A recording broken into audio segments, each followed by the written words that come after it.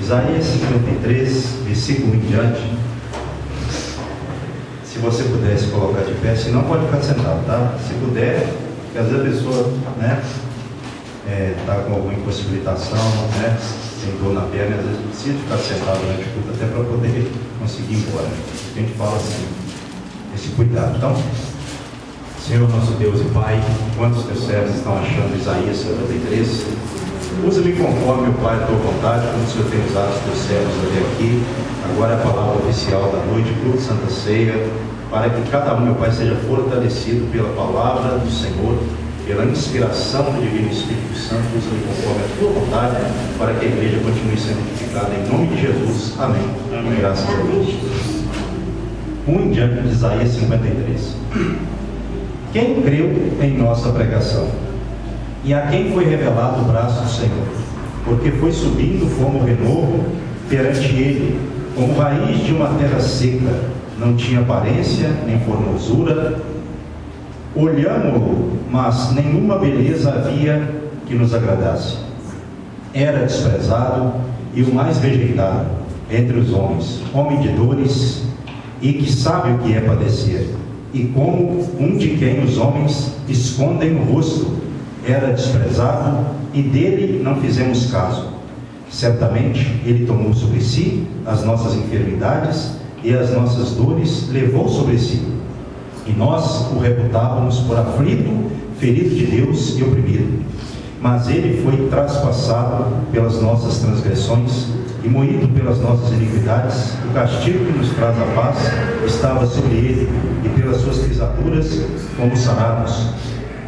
6. Todos nós andávamos desgarrados como ovelhas, cada um se desviava pelo caminho, mas o Senhor fez cair sobre ele a iniquidade de nós todos. Ele foi oprimido e humilhado, mas não abriu a boca. Como cordeiro foi levado ao matadouro, e como ovelha muda perante os seus tosqueadores, ele não abriu a boca. Por juízo opressor foi arrebatado, e de sua linhagem quem dela cogitou? Porquanto foi cortado da terra dos viventes por causa da transgressão do meu povo, foi ele ferido. Designaram-lhe a sepultura com os perversos, mas com o rico esteve na sua morte, posto que nunca fez injustiça, nem dolo algum se achou em sua boca. Todavia ao Senhor agradou moê-lo, fazendo-o enfermar, quando der ele a sua alma como oferta pelo pecado. Verá a sua posteridade e prolongará os seus dias, e a vontade do Senhor prosperará nas suas mãos. Ele verá o fruto do penoso trabalho de sua alma e ficará satisfeito. O meu servo, o justo, com o seu conhecimento justificará muitos, porque as iniquidades deles levará sobre si. Por isso eu lhe darei muitos como a sua parte, e com os poderosos repartirá ele o despojo. Porquanto derramou a sua alma na morte, foi contado com os transgressores, contudo levou sobre si o pecado de muitos, pelos transgressores intercedeu. Amém. A igreja pode se assentar. Amém. Glória a Deus.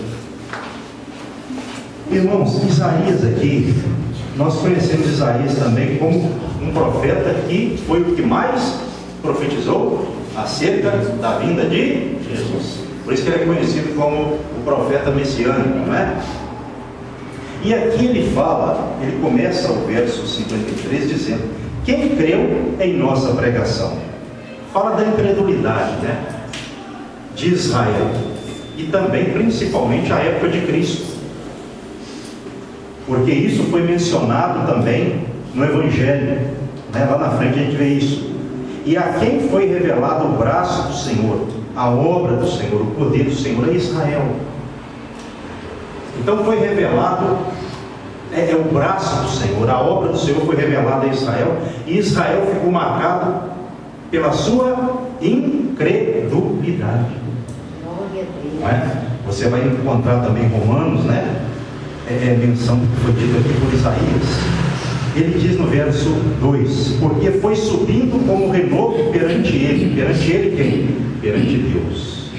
Jesus foi subindo como renovo perante Ele, perante Deus, como raiz de uma terra seca, uma terra incrédula, uma terra que estava ali, a gente pode dizer espiritualmente morta.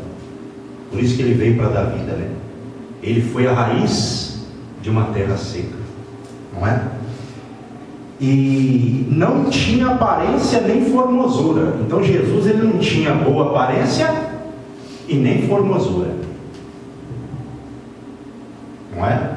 Ele não tinha uma aparência boa, uma formosura. Olhamos-lo, mas nenhuma beleza havia que nos agradasse. Jesus não chamava atenção. Às vezes você vê Jesus nos filmes, né? Com os olhos azuis, cabelos louros, né? Não tem nada a ver com o judeu. Mas tudo bem, né? É um Jesus que eles criaram para chamar atenção e tudo mais. Porém, a descrição de Jesus na Bíblia era e é uma descrição de um homem que não chamava a atenção das pessoas. Nada havia nele que chamasse a atenção de alguém. Verso 3. Ele era também, o que é uma marca dele? Desprezado, e o mais rejeitado entre os homens. Olha só, hein? Esse é o Jesus, o nosso rei. Ele era desprezado e o mais rejeitado entre os homens. Tamanha oposição que Jesus enfrentou, não é? Às vezes a pessoa não presta atenção nesses detalhes, né? Homem de dores, quer dizer, de sofrimentos, que sabe o que é padecer. Jesus, ele soube como ninguém a sofrer, e muito, não é? E como um de quem os homens escondem o rosto. As pessoas escondiam o rosto de Jesus, por quê? Porque ele não atraía as pessoas pela sua beleza, pela sua aparência. Ele não atraía. Então as pessoas, elas, né, não eram atraídas por Jesus, elas escondiam o rosto de Jesus, porque também ele era uma pessoa, fala que novamente a palavra desprezada, uma pessoa desprezada. Ele era uma pessoa desprezada e dele não fizemos caso. Olha só a descrição do profeta Isaías. Quando a gente vai para a Bíblia e começa a analisar, principalmente Isaías 53, a gente vai observando como Jesus sofreu desde a sua vinda, desde o seu nascimento até a sua morte. Não é? Verso 4. Certamente ele tomou sobre si as nossas enfermidades. As nossas enfermidades foram para quem? Para Jesus. Ele tomou elas, né? Fala assim, sobre si. E as nossas dores levou sobre si. Verso 4. E nós o reputávamos por aflito e ferido de Deus e oprimido. Quer dizer, as pessoas, elas pensavam que Cristo estava sofrendo porque ele estava merecendo, porque ele merecia, e nós sabemos que ele não merecia nada do que ele passou por nós. Mas as pessoas, quando olharam para Cristo, viram Cristo como um blasfemo, não é? Como um opositor, como um falso profeta, muitos, né? E assim pediram a sua morte. Olha só o que Jesus enfrentou por nós. Verso 5, acompanhe se você puder. Mas ele foi traspassado. O que significa essa palavra? Ele foi traspassado, ele foi atravessado em suas mãos e seus pés pelos cravos, que atravessaram as suas mãos e os seus pés. E a lança? A sua mãe? A lança furou o lado dele, né? Os cravos atravessaram as mãos e os pés, né? Porque ele foi fixado na cruz pelos cravos. Traspassado é... Exatamente. Né? Exato. Então, isso foi pelas nossas transgressões. Por isso, irmãos, que todo cristão, ele tem que prestar atenção no que Cristo fez por ele. Porque ele fez isso, ele passou por isso pelas nossas transgressões, pelos nossos pecados, porque Ele mesmo pecado nenhum tinha, não teve, não tem, porque Ele é o Cordeiro Santo de Deus que tira o pecado. Por isso que Ele tira, porque Ele não tinha pecado, não é? Então nós temos que pensar sobre isso. Ele foi moído, quer dizer, Ele foi destroçado por nós. Foi um sofrimento assim que às vezes nós podemos ver em alguns filmes, e a maioria dos filmes eles não expressam realmente o que foi a cruz. O filme do Mel Gibson, né, talvez aproxima da realidade do que Cristo sofreu. Foi uma coisa brutal, violenta, né? Ele sofreu como um criminoso por nós, sem ter cometido pecado nenhum. E fala novamente aqui, ó, no verso 5: Ele foi moído pelas nossas iniquidades, o castigo que nos traz a paz estava sobre Ele. Glória a Deus. Se hoje nós temos paz, é porque Cristo foi por nós castigado severamente, brutalmente, severamente, duramente, não é? E pelas suas pisaduras nós fomos sarados. Glória a Deus. A palavra aqui sarados é curados, né? Aqui pelas suas pisaduras, pelas suas chagas, pelas suas feridas, nós fomos sarados, curados. Fisicamente nós temos o poder da cruz como efeito sobre a nossa vida de cura física e da cura espiritual. E o que significa a cura espiritual? O perdão dos pecados. Se hoje nós temos acesso a Deus, é porque Cristo por nós morreu. Graças a Deus. Hoje nós não precisamos de ninguém mais para poder assim interceder por nós, como tinha o sacerdote, por exemplo, né? A morte de Cristo nos possibilitou a nós nos achegarmos a Deus, falarmos com Deus, e Deus nos responde. Efeito da cruz do Calvário. Hoje nós somos curados. Uma pessoa é curada no nome de Jesus, efeito da cruz. Hoje você prega o Evangelho, tem que se pregar sobre Jesus, porque só Jesus salva. Ele tem poder de curar a pessoa espiritualmente, perdoar a pessoa de seus pecados, para que ela não seja condenada. Então esse é o nosso Rei. Por isso o cristão não pode ficar complexado. Às vezes, eu não tenho isso, eu não tenho aquilo. Jesus não tinha nada que agradava a ninguém, nem a sua aparência, mas Ele veio como Senhor. Ele não agradava os homens, mas quando Ele orava, os céus respondiam. Quando Ele falava, Deus operava, porque era Jesus Cristo de Nazaré. E aquelas autoridades, quando falavam, Deus não ouvia, porque estavam em pecado.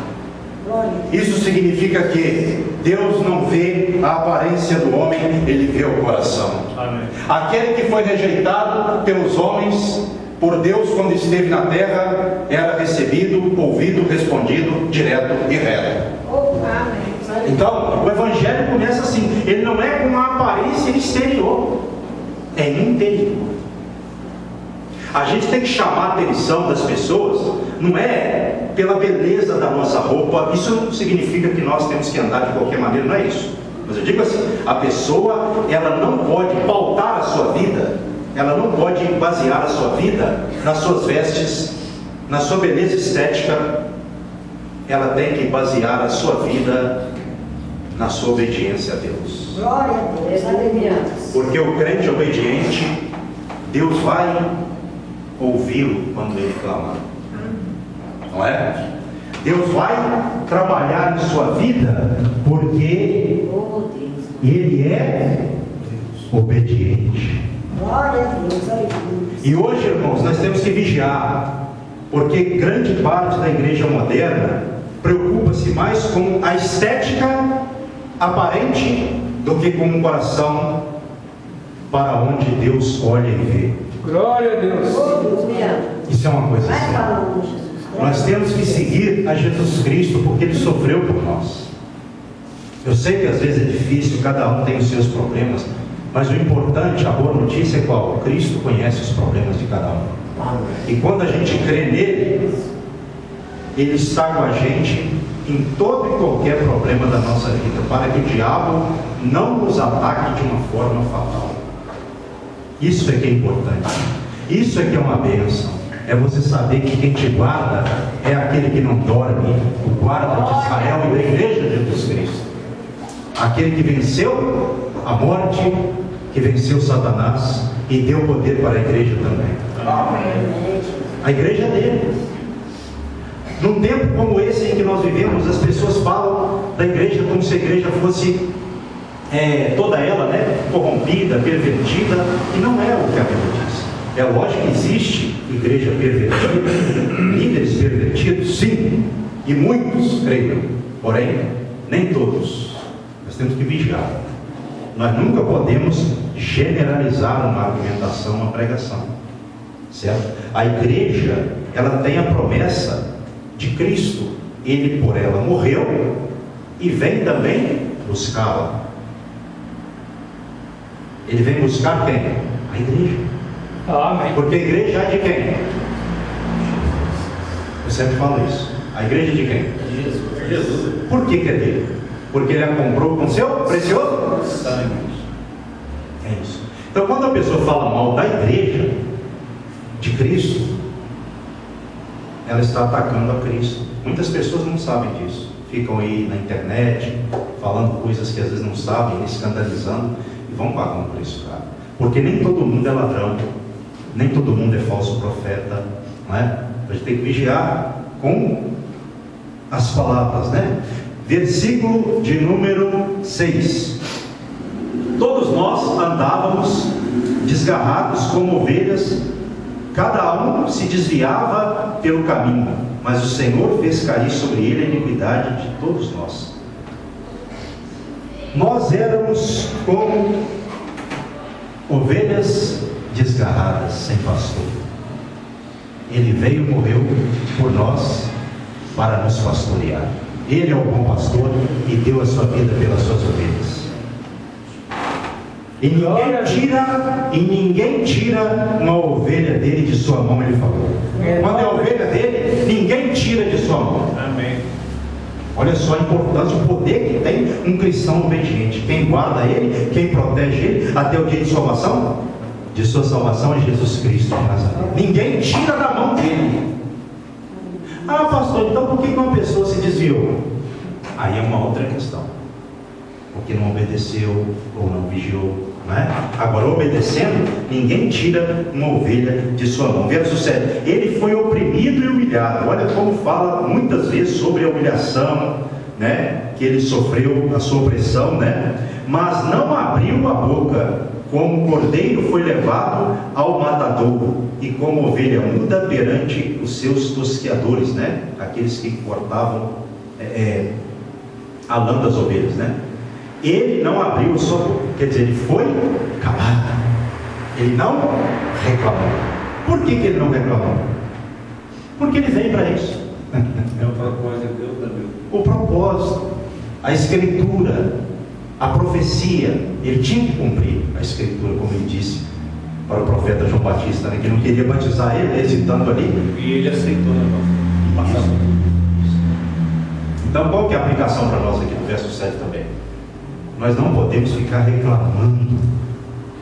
Tem pessoa que reclama muito. Nós reclamamos sim, não vou ser hipócrita. Às vezes a gente reclama, isso é do ser humano. Mas nós não podemos viver reclamando. Nós temos que lembrar que Jesus, ele sofreu por nós sem merecer e sem reclamar.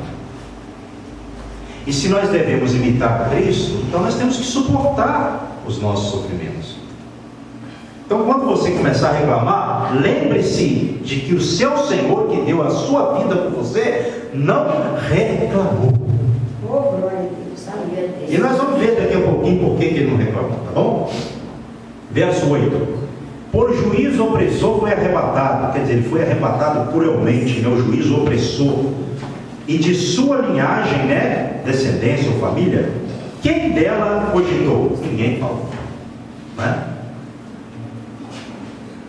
Não é verdade? Glória a Deus. Houve ali algum pensamento, alguma coisa para se opor, para barrar? Não. Porquanto foi cortado da terra dos viventes. Quer dizer, ele sofreu severamente, né? Por causa da transgressão do meu povo aqui, Israel.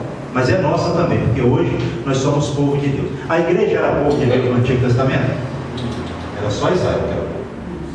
Por que a igreja se tornou povo de Deus no Novo Testamento? A carta de Pedro fala isso. Por Cristo Jesus. A morte de Jesus Cristo, ela derrubou o muro que havia de separação entre Israel e não israelitas. Hoje, Jesus Cristo uniu todos num só povo. Então hoje nós somos povo dele também. E ele foi ferido por nós também, né? Verso 9: designaram-lhe a sepultura com os perversos, mas com o rico esteve na sua morte, porque nunca fez injustiça, nem dolo algum se achou em sua boca. Não se achou pecado, engano em sua boca nenhum, né? Glória a Deus. E aqui no versículo 9, quando fala que ele deram-lhe a sepultura com os perversos, isso significa o quê? Ele foi julgado como ruim, como transgressor. Exatamente. E ele morreu também entre dois criminosos. Mas ele foi sepultado onde? No túmulo de José de Arimateia. Uma pessoa importante, não é? Mas por que ele foi? Porque está escrito aqui. Então ele foi sepultado em um túmulo novo, que provavelmente José de Arimateia mandou fazer para ele. Provavelmente. Porque José de Arimateia se converteu a Jesus e tornou-se discípulo de Jesus Cristo. Então ele logo pensou, ele sabendo que Jesus ele ia morrer, eu vou mandar fazer um túmulo para ele, de acordo com a sua glória e a sua honra, porque ele é o nosso Senhor. Coisa maravilhosa, né? Nós encontramos aqui. Isso aconteceu também. Verso 10: todavia ao Senhor agradou, a Deus agradou moê-lo, fazendo-o enfermar, quando der ele a sua alma como oferta pelo pecado. Verá a sua posteridade. Que posteridade é essa aqui? Quando ele desse a sua alma como ele deu pelo pecado, ele veria a sua posteridade. Que posteridade é essa? Somos todos nós. Por isso que ele sofreu e suportou o sofrimento por nós, não é? Então ele veria a sua posteridade, como está aqui, e ele viu, né? Ele verá a sua posteridade e prolongará os seus dias. O que significa isso? E prolongará os seus dias. Fala da sua... Exatamente. Jesus, ele morreu, ressuscitou para viver eternamente, né? E a vontade do Senhor prosperará nas suas mãos. A vontade de Deus prosperou nas mãos de Jesus. Tudo que Deus determinou para Jesus fazer, Jesus obedeceu e fez. Por isso que a vontade de Deus prosperou. Glória a Deus. E essa prosperidade que nós temos hoje veio da cruz também. Quer dizer, ele olhou para a cruz e também olhou para além da cruz. Dá a entender aqui lendo esse trecho. E ele viu, com certeza, né, pelos seus olhos que podiam ver o futuro, ele viu milhares, bilhões, eu vou usar esse termo, né, de pessoas se convertendo a ele pelo poder da sua morte e ressurreição. Graças a Então Deus. ele sabia do plano que estava preparado. Então ele não concentrou totalmente na cruz. Não teve como ele sair fora dela. Ele sofreu. Ele ali foi uma pessoa angustiada pelos horrores da cruz. Não teve como ele sair disso. Porém, o que alimentou Cristo também para que ele passasse pelo seu sofrimento, padecimento, morte e ressurreição? A obra que aconteceria A sua posteridade. à sua posteridade, nós. Ele com certeza deve ter pensado assim: eu vou chegar lá, o Pai está me ajudando. E olha que na última hora ali ele teve que sofrer, né? Sozinho. Pai, se puderes, afasta de mim este cálice. Todavia seja feita a tua vontade, não. Ali ele não estava aguentando mais. Ele estava ali sofrendo muito, mas o que alimentou ele também? A sua descendência, nós hoje. Irmãos, isso é maravilhoso. Hoje nós podemos pregar sobre Jesus, porque Jesus veio, fez a vontade do Pai. A vontade do Pai prosperou em sua vida, tudo deu certo, porque Jesus obedeceu. Qual foi o segredo de Jesus? Ele obedeceu tudo que o Pai mandou ele fazer. E foi uma missão de sofrimento, uma missão de sangue, uma missão de horror, terror, oposição, rejeição. Ele foi uma pessoa ali que teve em seu corpo as marcas dos nossos pecados, das nossas transgressões. Então, se o crente, o que nós tiramos como aprendizado para a nossa vida? Se o crente quer ser abençoado, ele tem que estar disposto a sofrer. Porque o crente que sofre com Deus hoje, tem para ele a promessa da glorificação. Quem sofre com Jesus e leva a sua cruz até o final, tem a coroa da vida preparada para ele, para todos os que amam ao Senhor e a sua vida. O que me motiva não é alguém que me rejeita, alguém que venha falar mal de mim. Isso aí não é o que me motiva, não. O que me motiva é a promessa da salvação, é o galardão, é a bênção, a grande promessa do Senhor. Então, pastor, o senhor sofre às vezes? É lógico. Quem que não sofre? Só se não for ser humano, né? Agora, o que me motiva? Aqui está a questão. O que motivou a Cristo? O seu sofrimento ou a glória que estava para ser revelada? A glória. Por isso que ele suportou. Então o segredo cristão é ele não se apegar aos problemas, às perseguições, os males, os levantes de Satanás. É ele se apegar à promessa de Deus de salvação. Se ele se apegar, se agarrar, ninguém pode tirar essa promessa da sua vida. Glória a Deus, aleluia. Essa é a questão. Então o cristão não pode ficar envolvendo com as coisas desta vida mais do que com as coisas de Deus. Aí está o segredo do cristão. Esse cristão, ele é imbatível. Ele sofre, imbatível não quer dizer que ele não pode ser atacado. Ele sofre, ele é atacado, mas ele sempre vai prevalecer, porque quem sustenta ele é aquele que venceu. Glória a Deus, amém. E nós sabemos, João 16:33, tenho-vos dito, ele disse aos discípulos, estas coisas para que em mim tenhais paz. No mundo tereis Aflição. mas Eu venci o mundo. tem de bom Ânimo. eu venci o mundo. Eu venci o mundo. Se ele venceu e nós tivermos bom ânimo, nós venceremos. Amém. Mas tem que ter bom ânimo, né? Então, esse bom ânimo é necessário. Vamos continuar. Versículo 11 agora, ó. Ele verá o fruto do penoso trabalho de sua alma, Jesus Cristo, né? E ficará satisfeito. Ó, ele verá o fruto do penoso, do árduo, do sofrimento dele, e ficará satisfeito.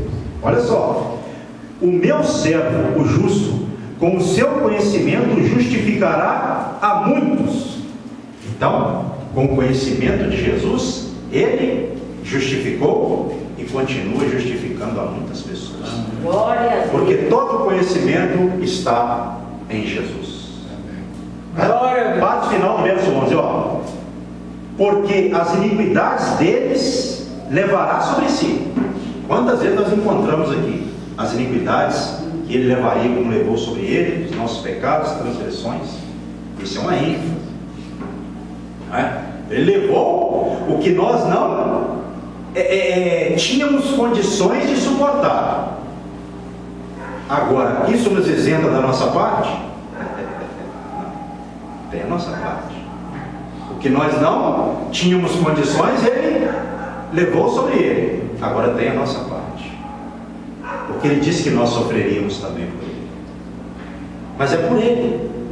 Então, quando o crente está sofrendo, seja o pastor, seja um obreiro, seja o irmão, qualquer cristão, que a promessa de salvação é para todos, de uma forma igual, ele tem que ter isso em mente. Não, eu não estou sofrendo à toa. Essa pessoa me tratou mal, às vezes até me humilhou, mas Jesus Cristo suportou maior humilhação. Eu aguento, eu vou aguentar.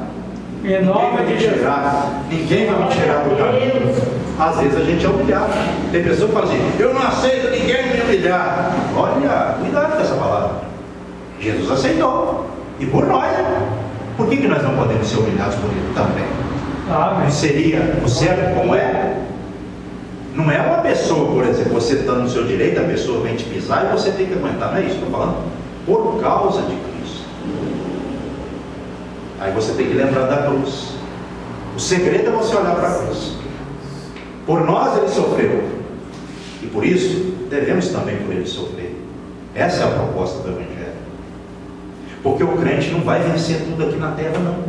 Isso é ilusão. Esse Evangelho que eles pregam por aí: eu sou filho do rei, como a gente fala às vezes, né? O dono da prata e do ouro, o meu Senhor está comigo, eu sou imbatível. Não é bem assim, não. Depende do sentido. Dependendo do sentido que a pessoa pregar ou falar, isso aí está errado. Porque a primeira vinda de Jesus foi como? Servo sofredor. Foi como um escravo, até a palavra, né? Ele fez o trabalho do escravo. Mas ele sabia que em sua segunda vinda ele viria, e ainda não aconteceu, como rei da glória. Eu sempre falo isso. Então a primeira chamada da igreja para sofrer ou ser glorificado? Sofrer. A glorificação é a segunda, ainda está para acontecer. Esse é o mal de algumas pessoas às vezes. Elas querem ganhar tudo agora, e não é assim. Não é assim. O que adianta a pessoa ganhar tudo, ainda que ela venha ganhar, e perder a sua própria alma?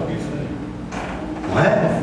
O segredo também é o quê? Perder para o Senhor ganhar. Pastor, onde está isso na Bíblia? Glória a Deus. Aquele que perder a sua vida por amor de mim, achá-la. Aquele, porém, que achar a sua vida, perdê-la. Nós falamos muito isso, tem que perder. E na hora de perder, irmãos, é complicado porque a gente sente, a gente fica naquela, né? Perder não é bom. Mas pelo Senhor, por causa dele, passa a ser. Porque a sua perda aqui é ganho eterno, ninguém vai tirar de você. Amém. A pessoa, quantas pessoas tem no meio cristão ganhando muitas coisas hoje? De forma ilegal, injusta. E isso vai ser, para essas pessoas no final, pura perda. Então não adianta. O fulano está se dando bem com o Senhor Jesus, obedecendo, e Deus continua abençoando. O fulano está se dando bem, mas ele é o famoso João sem braço. De vez em quando ele... Cuidado, isso é complicado. Ao Senhor ninguém ama, tem que vigiar com isso aí. O segredo é perder. Jesus provou isso, perdendo a sua própria vida. Maior demonstração. Então isso a gente tem que ter em mente, né? Verso 32, último aqui. Por isso eu lhe darei, olha só o que Deus preparou para ele: muitos como a sua parte, e com os poderosos repartirá o despojo. O que era o despojo? É o que se tomava, por exemplo, duas nações entravam em guerra. A nação que dominava, que ganhava, ela saqueava os bens da outra nação, o chamado despojo. Então a ideia aqui, Deus falando que Jesus como rei estaria, como efeito de sua glória, de sua vitória, como um rei, um monarca que vitorioso volta com o despojo do inimigo para poder distribuir.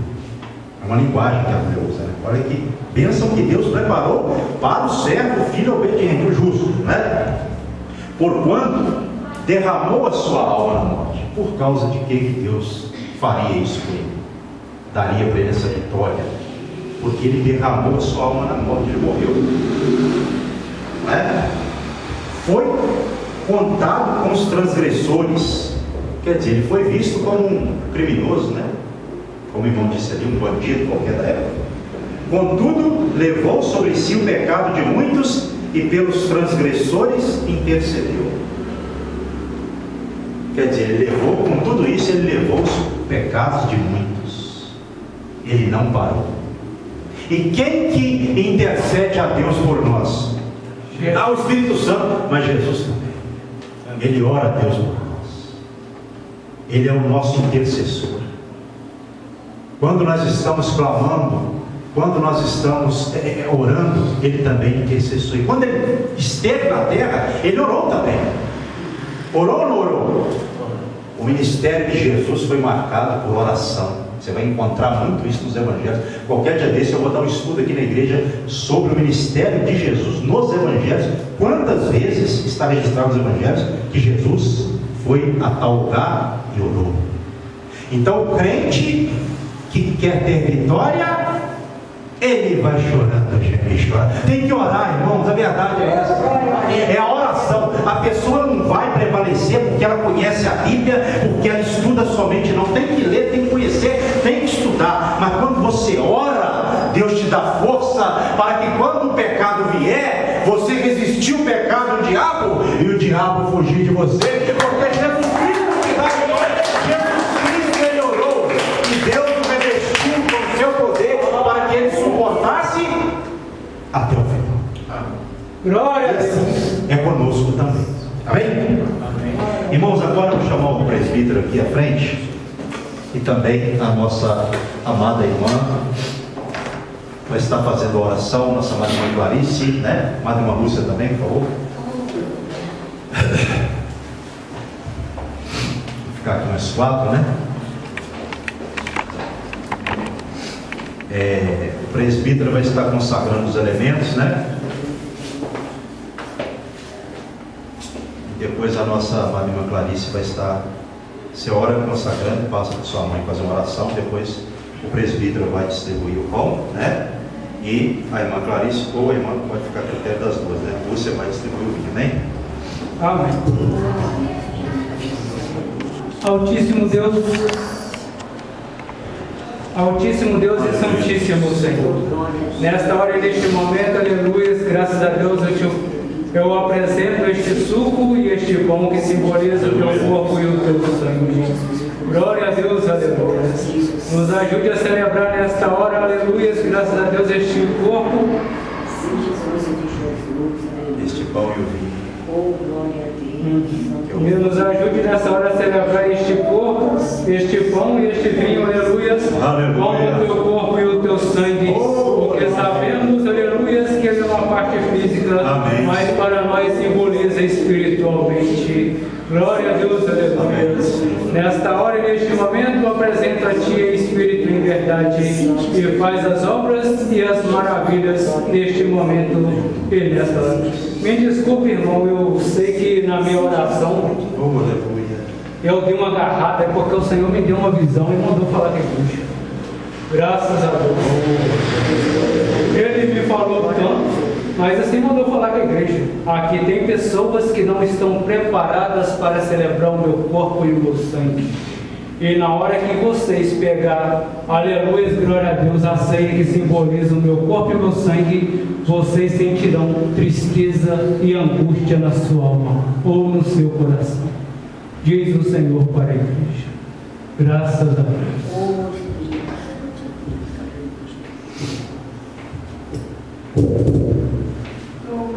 Vamos falar com Deus, então. Amém. Glorioso Deus, eterno Pai, meu Deus, nesta hora, neste momento, tão glorioso de oração, meu Pai, eu quero apresentar a tua igreja nas tuas mãos. Ô Espírito Santo, vai tocando em cada irmão nesta noite, cada irmão, vai derramando o teu poder, a tua unção, a tua graça, porque eu creio, Senhor, no poder do teu sangue. Ô Deus de mistério, ô Deus de glória, aqui nós estamos nessa noite, ó Pai, para nós comer da sua carne, beber do seu sangue, nos prepara, Senhor amado, aleluia, oh glória, glória, glória.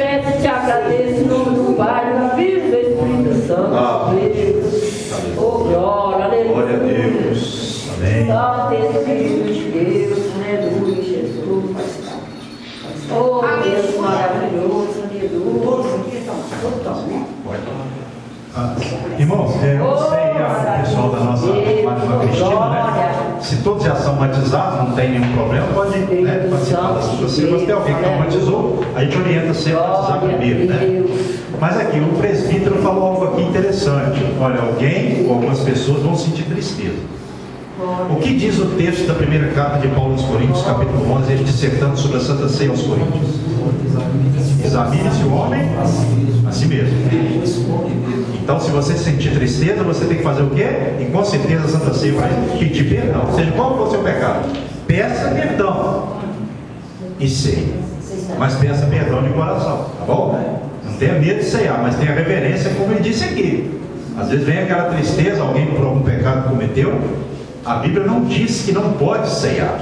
A Bíblia diz que você tem que fazer a sua consciência, ou a sua oração, examinando a sua consciência, e pedir perdão. É o que todos nós fazemos. Mas pode ser que alguém tenha se envolvido com um pecado talvez maior, ou coisa do tipo.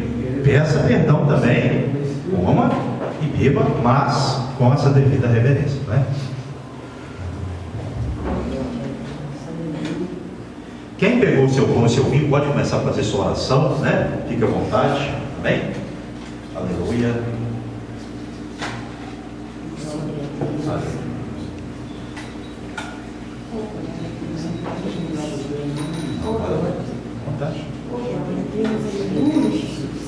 Aleluia, né? Cada um pode fazer sua oração da forma de como quiser, tá bom? E peça perdão dos seus pecados de coração, tá bom? A Santa Ceia é um mandamento do Senhor. Então Deus mandou, né? Cristo nos deu esse mandamento. O batismo é um mandamento e a Santa Ceia é o outro. Mas para isso temos que fazer também, né? Com essa implicação, pedir perdão de coração, e sendo assim, Deus purifica pelo sangue de Cristo de todo pecado. Amém? Não tem pecado que Deus não possa perdoar, a menos que a pessoa não queira se arrepender. Essa é a questão, né? Sim, Senhor, aleluia. Ó Deus, Pai, nós pedimos-te perdão dos nossos pecados, ó Deus. Ó Senhor, os irmãos estão orando, pedindo perdão.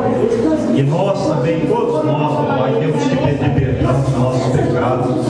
Porque, meu Pai, a Santa Ceia é para isso, é o dia do perdão para nós. Mas nós temos que também pedir perdão de coração.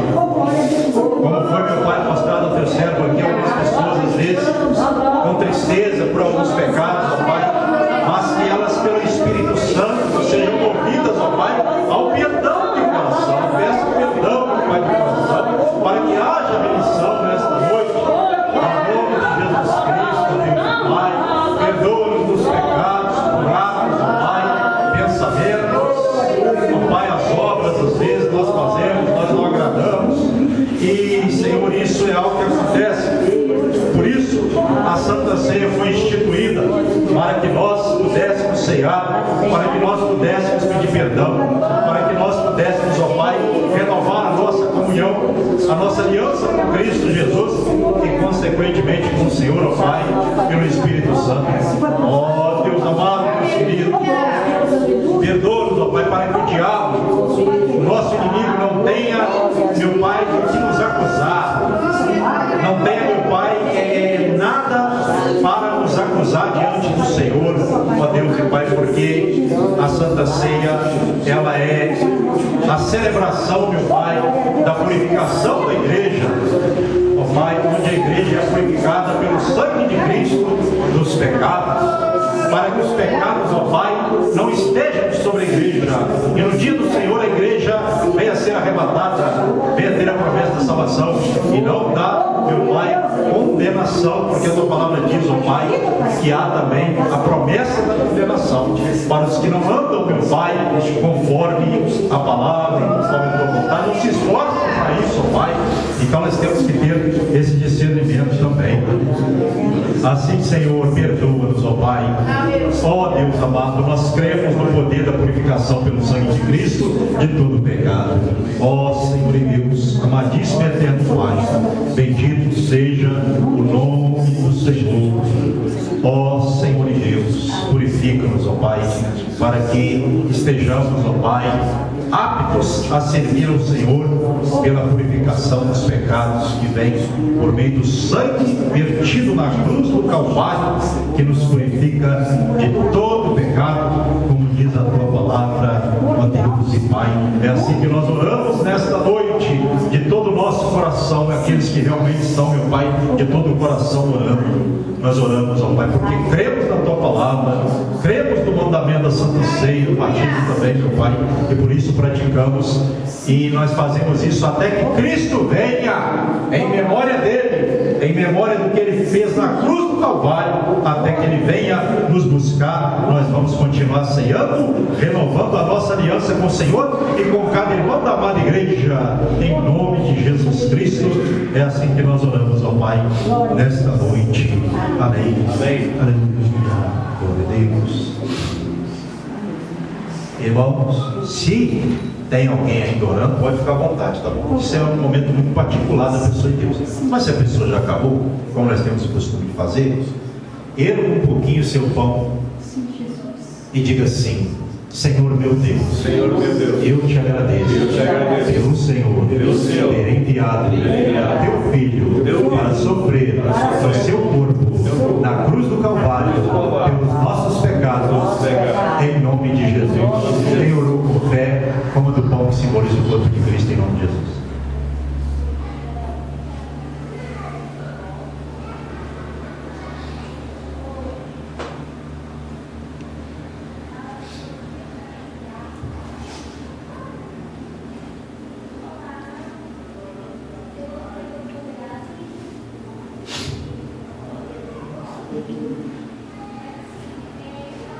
Irmãos, se você já acabou de comer o seu pão, não precisa levantar muito não, erga um pouquinho o cálice e de igual forma diga assim: Senhor meu Deus, eu te agradeço pelo Senhor ter enviado teu Filho para verter seu sangue na cruz do Calvário pelos nossos pecados.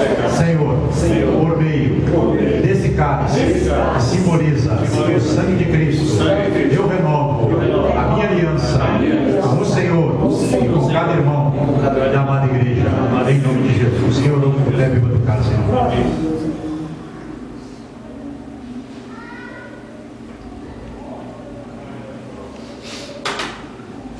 Graças a Deus.